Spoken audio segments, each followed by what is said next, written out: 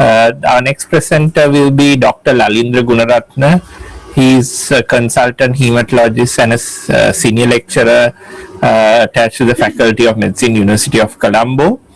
And his presentation is on a very grave, very serious problem that comes across in pregnancy, how we should manage thrombotic and thromboembolic disorders in pregnancy.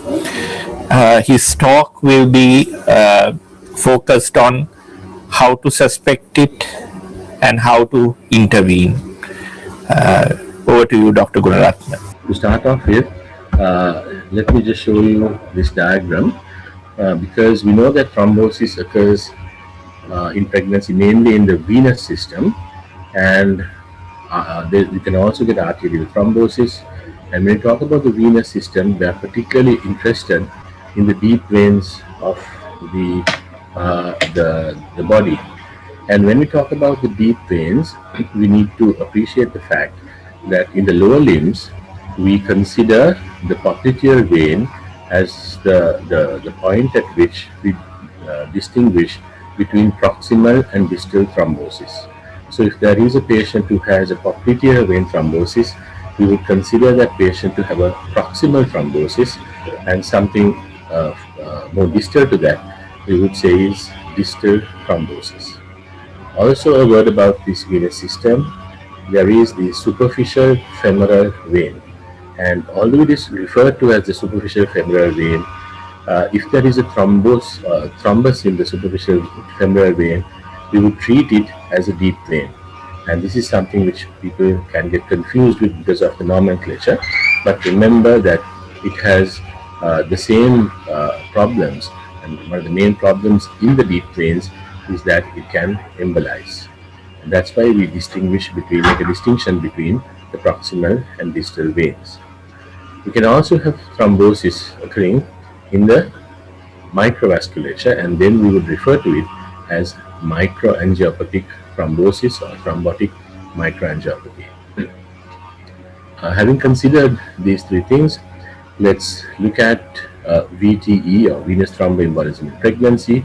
We know that pregnancy is a prothrombotic state, and the reasons for that are many, including the fact that there is a large amount of estrogen, and VTE is an important cause of maternal morbidity and morbidity in the Western world. We have to say Western world because we don't have much data on this in Sri Lanka. Just to drive home a point, in the UK between 2014 and 16, the top cause of direct maternal death was VTE, or 1.39 per 100,000 pregnancies. The relative risk of thrombosis is about 5 times higher in a pregnant woman than non-pregnant women of similar age, and this could even increase to 10-fold in pregnancy. During the postpartum period, especially after cesarean sections, the daily risk of VTE is nearly 30-fold compared to non-pregnant women. However, the absolute risk of developing VTE remains comparatively low to the degree of hyper or prothrombotic state. Therefore, the estimated incidence of pregnancy-associated VTE can vary between about 1 in 500 to 1 in 1,500 pregnancies. Again, it is important for us to understand this time frame and the occurrence of thrombosis. You can see that although there is a slight increase in thrombosis when it comes to throughout pregnancy, when it comes to the third trimester, it increases steadily, and around about the time of delivery and about a week after delivery, there is a very, very high risk of thrombosis, which persists or gradually declines over the next 6 weeks or so. So when we think about the most prothrombotic period in a woman's confinement, it would be somewhere starting from the third trimester until about 6 weeks after delivery. And you will appreciate the fact that all the guidelines suggest anticoagulation during this period. So sometimes, according to the guidelines, they will say in this person with this thrombotic risk, you need to give thromboprophylaxis in the 6 weeks postpartum. Uh, what are the risk factors for VTE? And this study shows has looked at about 21,000 women, and you can see that overweight or obesity is one of the leading factors which go with VTE risk. Also, I think it's not very clear in this, but uh, the recurrence of VTE is also a high risk factor, and the type of delivery, cesarean section, and let's say emergency cesarean section, it is slightly more than that of a normal cesarean section.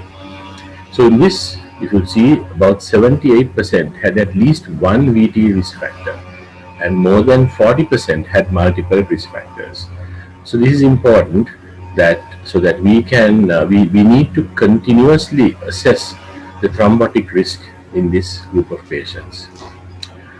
People talk about thrombophilia screenings, and I think it's important to note that in this group of patients, the risk of having a hereditary thrombophilia is not very significant. Even in the West, you can see that the causes of hereditary thrombophilia, like factor V laden and prothrombin gene mutations, account for about 5 to maybe 8% of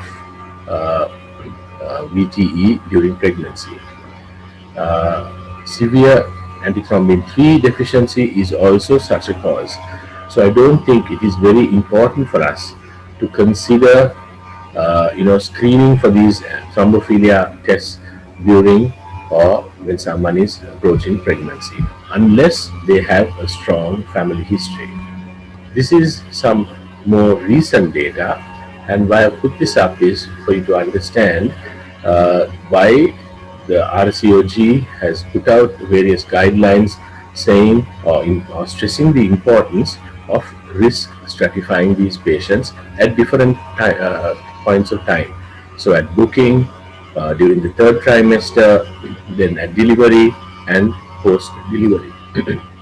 You can see here that if someone has a high BMI, plus there is antepartum immobilization, then the adjusted odds ratio is about 60% of developing a VTE. So if you have a woman whose BMI is high and for some reason has to be hospitalized and is in bed for 2 or 3 days, you know that that patient is at a significantly high risk of developing a VTE.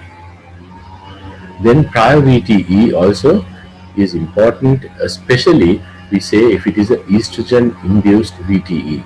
So if a woman has developed a VTE while on the oral contraceptive pill, or else during pregnancy, then she is at a very high risk of developing VTE in the current pregnancy as well. The other thing is infections. This is mainly in the postpartum period or the peripartum period. Infections also can give rise to the very poor thrombotic state. So it is based on evidence like this that the RCOG has come up with this risk assessment for VTE, which all of you I know are very familiar with. So if you look at this patient, who is a 21-year-old woman, 23 weeks into her first pregnancy, presents with swelling of both lower limbs, the left being more than the right, and you can see that the right lower limb just had swelling around the ankles, but the left had pain and swelling below the knee. She's traveled quite a long way about 3 days before, and while visiting, she had gone to see her GP and got some antibiotics and paracetamol for the same.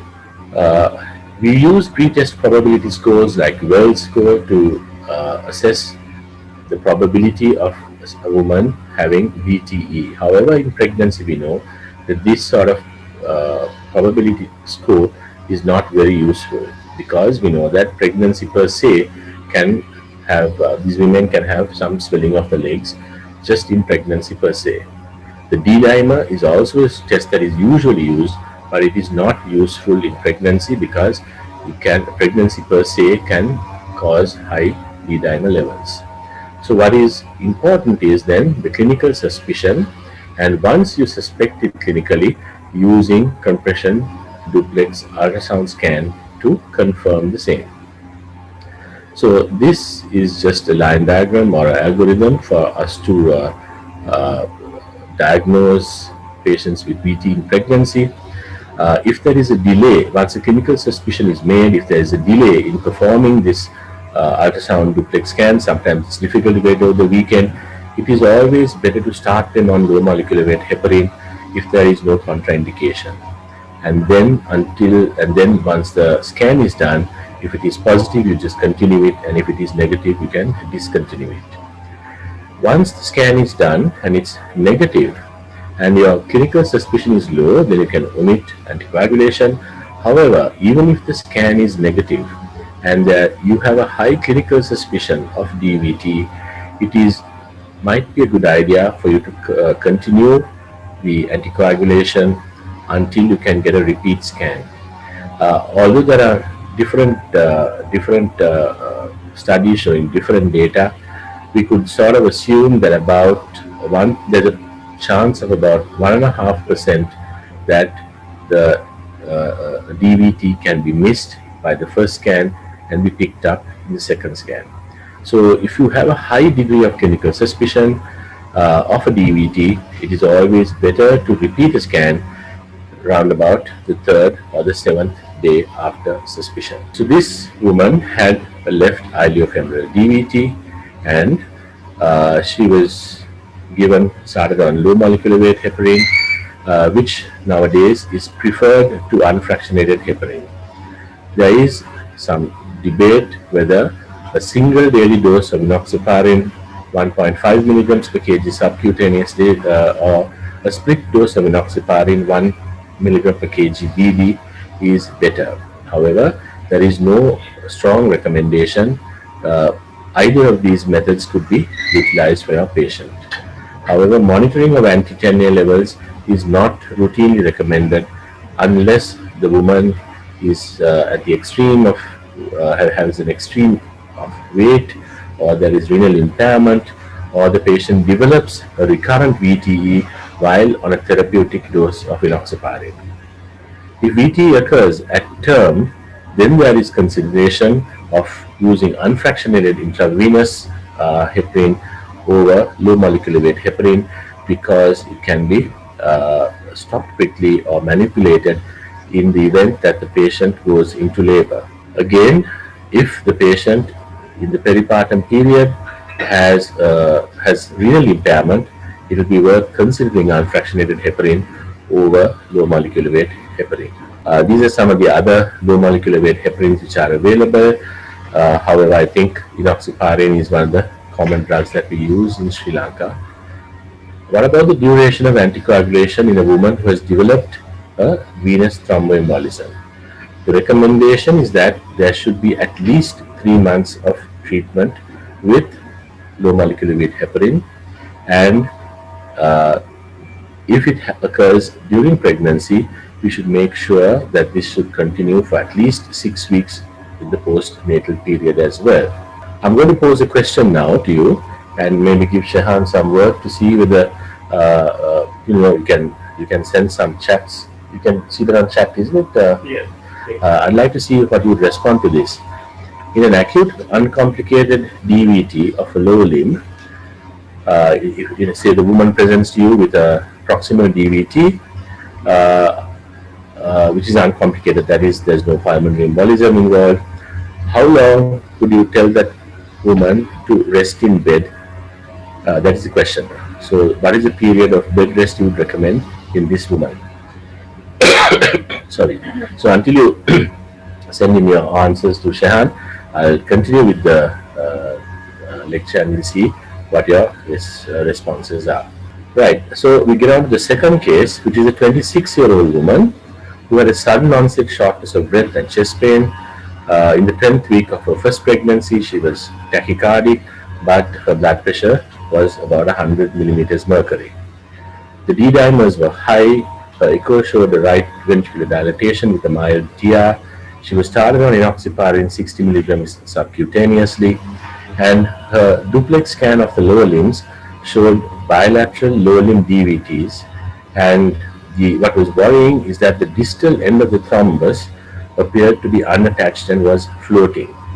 So the question was, would you insert an IVC filter in this woman because the distal end of the thrombus was actually in the lower end of the IVC? The answer to that is given multiply in this slide, and you can see the Americans, the Canadians, the British, the Australians, New Zealanders, and whoever. The recommendation is that you do not use IVC filters even if they are temporary, if there is no contraindication to give anticoagulation. So it is strongly advised that you do not put an IVC filter even temporarily if the patient can be given full dose anticoagulation, because we must remember that an IVC filter is also a foreign object, and this also can increase the risk of thrombosis. Shahan, do you have any? Yeah, for the previous question, there are about 12 people who have said that no bed rest is not required, and only one person had said bed rest for 6 weeks postpartum. Right. I think the answer has been given by the 12 people who have answered, saying that there's no bed rest. So this is also something very important, because recently we had a patient transferred from a distant place where the patient had been asked to rest in bed for quite a long period of time. So there is no evidence to say that resting post acute DVT is recommended. Actually, you should ask the patient, once the anticoagulation has been started, to mobilize as soon as possible, because this has been shown to actually decrease the risk of venous thrombosis. So the fear of having a pulmonary embolism occur is minimal, and it should not, these patients should not be encouraged to stay in bed. Another question is that I'd like to address at this point is the use of graduated compression stockings post lower limb VTE. Again, the graduated stockings, what they do is to prevent post-thrombotic syndrome, and therefore it is recommended mainly for patients who have a lot of or large swelling of the lower limbs, and this is in order to avoid post-thrombotic syndrome.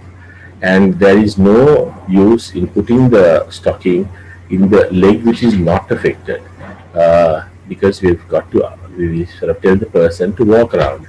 Again, we had a patient recently in whom the stocking had been put onto the leg which was not swollen, and the leg which was swollen was not attended to with a stocking because of the thought that it might cause problems. So again, if stockings are being used, they should be used only on the affected leg, the limb, and that also is to reduce post-thrombotic syndrome, and also maybe give some comfort to a woman who's got very, very edematous feet. Okay, so for pregnant women with acute pulmonary embolism and life-threatening hemodynamic instability, the ASH guideline panel suggests administering systemic thrombolytic therapy in addition to anticoagulant therapy. So even in pregnancy, if a woman develops a pulmonary embolism and you find that her systolic blood pressure is less than 90, then there is a risk, there is a need either to give systemic thrombolysis or maybe even do an embolectomy. So diagnosis of PE in pregnancy, the clinical suspicion of acute PE, once it has been sort of clinically suspected, you need to do a chest X-ray and ECG, and also look for features of DVT, which is more easily demonstrable than demonstrating a PE. And if there is, or if there are features of DVT on an ultrasound scan, then you need to manage this patient as a PE. If there is no evidence, then you have to go and perform either a CTPA or a VQ scan. And of course, if it is positive, then manage as a PE.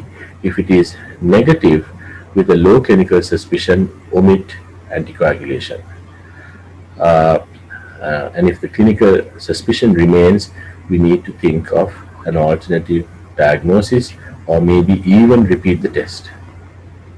So the management of PE in pregnancy, investigate, and if hemodynamically stable, start on low molecular weight heparin. If hemodynamically unstable, unfractionated heparin with systemic thrombolysis and an embolectomy. About unfractionated heparin, if we need to give it, remember that it has to be started with the loading dose of 80 units per kg intravenously, and thereafter 18 units per kg per hour. It is mandatory to monitor the APTT level every 4 to 6 hours after the loading dose and 6 hours after any dose change, and then at least daily when in the therapeutic range. And the therapeutic target should be 1.5 to 2.5 times the average APTT of the laboratory. But what I would suggest is that before we start on any sort of anticoagulation, that you would do a baseline prothrombin time and an APTT, and we could use 1.5 times to 2.5 times that APTT. So if the woman's APTT, for example, is 30, then you would aim at keeping the unfractionated heparin at 45 to about 60, and this way it will be less complicated. So these are the investigations I mentioned. Whatever anticoagulation that you're going to start, make sure that you have a full blood count, a creatinine, a PTA, PTT, and an LFT prior to starting anticoagulation. Because once we give that anticoagulation, we can be in serious trouble if we get reports which have been affected by the anticoagulation, and if the patient starts bleeding. Peripartum anticoagulation. At the onset of spontaneous labor, you need to stop anticoagulation. If it is prophylactic low molecular weight heparin, you need to omit about 12 hours prior. If it is therapeutic low molecular weight heparin, omit at least 24 hours prior. IV unfractionated heparin should be stopped 4 to 6 hours prior to the delivery. And if it is therapeutic subcutaneous unfractionated heparin, ideally to be stopped 24 hours prior to either delivery or epidural. Prophylactic unfractionated heparin subcutaneously to be omitted 8 to 10 hours prior. The only indication to use warfarin during pregnancy is if the patient has a mechanical prosthetic heart valve, and if so, this patient also should be changed to heparin at about 36 weeks of gestation. To continue with peripartum anticoagulation, prophylactic low molecular weight heparin should be restarted or can be restarted 6 to 12 hours after delivery, of course if there is no bleeding, and therapeutic low molecular weight heparin can be restarted 24 hours after delivery. Therapeutic unfractionated heparin also can be started 24 hours after delivery. Low molecular weight heparin should not be given for 4 hours after the use of spinal anesthesia or after the epidural catheter has been removed, and the epidural catheter should not be removed within 12 hours of the most recent injection. A quick word about antiphospholipid antibody syndrome in pregnancy, because we know that pregnancy morbidity is one of the clinical criteria for antiphospholipid antibody syndrome. What I'd like to highlight here mainly is that there are only 3 types of tests which go to diagnose antiphospholipid antibody syndrome. The first is lupus anticoagulant, the second is anticardiolipin antibodies IgG and IgM, and the third anti-beta-2 glycoprotein 1 antibodies IgG and IgM. There are private sector hospitals which someone can request for antiphospholipid antibodies, and you get a report saying antiphospholipid antibodies. Now, we have to be careful about this because that does not convey any sort of significance in terms of thrombosis. So these are the only three tests which you should be thinking about to make when you are thinking about thrombosis. And testing for antiphospholipid antibodies during pregnancy, there's evidence to show that it can be transiently negative or transiently positive in pregnancy. So the recommendation is that you should not check for antiphospholipid antibodies, especially the coagulation one, that is a lupus anticoagulant, during pregnancy. Again, it is important to note that the lupus anticoagulant, which is a clotting-based test, correlates better with clinical events than do the anticardiolipin and the anti-2 beta-glycoprotein 1 tests. You can also get false positive lupus anticoagulant results if the patient is on warfarin, heparin, or even DOACs. Let me hasten to add here that DOACs, or the direct oral anticoagulants which are available in Sri Lanka today, are not to be used in pregnancy as of now. As I mentioned earlier, it is heparin which is the best anticoagulant to be used during pregnancy, and if at all, warfarin starting from the second trimester in a patient who has mechanical heart valves. Again, just because your anticardiolipin antibodies and the anti-beta-2 glycoprotein 1 antibodies are positive, that does not signify a high risk of thrombosis. You need to have moderate to high titers of these two tests, IgG or IgM, in order for them to contribute significantly for a prothrombotic state. And when you consider the two tests, IgG and IgM, in both anticardiolipin and beta-2 glycoprotein 1, the IgG test correlates better with clinical events than do the IgM. So therefore, we know that these tests are not available in the state sector. If you are pushed to request a person to do these tests and there are financial restrictions, my suggestion would be that you would go and do the IgG test and not the IgM test. Yes, of course, if both can be done, it's better. But if you have to make a choice, then IgG over IgM for both these tests. Also, we speak about triple positive tests. Now, if a patient is positive for all three of these tests, then the patient is at a very high risk of developing thrombosis. So we need to make a judgment to see whether these tests, just because they are positive, whether what sort of a risk they contribute to the prothrombotic state when we make an assessment on these patients. What about patients who get pregnant and who come with a positive antiphospholipid antibody test? Now, this is somewhat difficult decision to make because for some reason or the other, the patient has been asked to do a test and they come with a positive lupus anticoagulant test. Then at this point of time, do we give them prophylactic, and this group of patients who have never had a thrombotic event or who do not have any pregnancy associated morbidity or mortality? What do we do with these tests? Well, we know that just the fact that the patient has antiphospholipid antibodies, the risk of developing thrombosis is less than 1% per year. However, if the patient has an autoimmune condition like SLE or have other thrombotic risk factors, which I guess pregnancy also can be included into, then this risk of getting thrombosis increases. So therefore, we need to consider the other risk factors as well when we decide whether to anticoagulate this patient during pregnancy or not. Again, treating these patients in the pregnant state, low molecular weight heparin would be the only therapeutic modality that should be used, not warfarin or not any other anticoagulant. Again, to mention that even in the non-pregnant state, patients with antiphospholipid antibody syndrome should not be treated with DOACs because the evidence does not support that.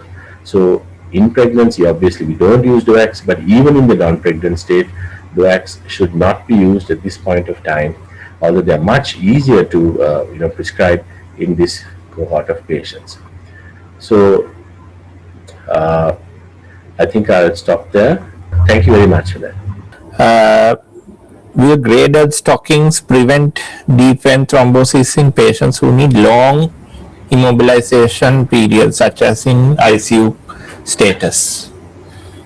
Yeah, I think that's a very good question because we know that immobilization would cause venous stasis, and what graduated compression stockings do is to sort of push the blood up into the circulation.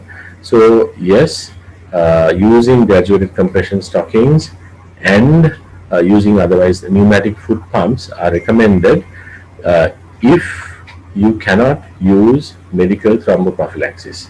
So the best way to prevent thrombosis would be in a patient who's immobilized would be to use an anticoagulant like low molecular weight heparin at prophylactic doses.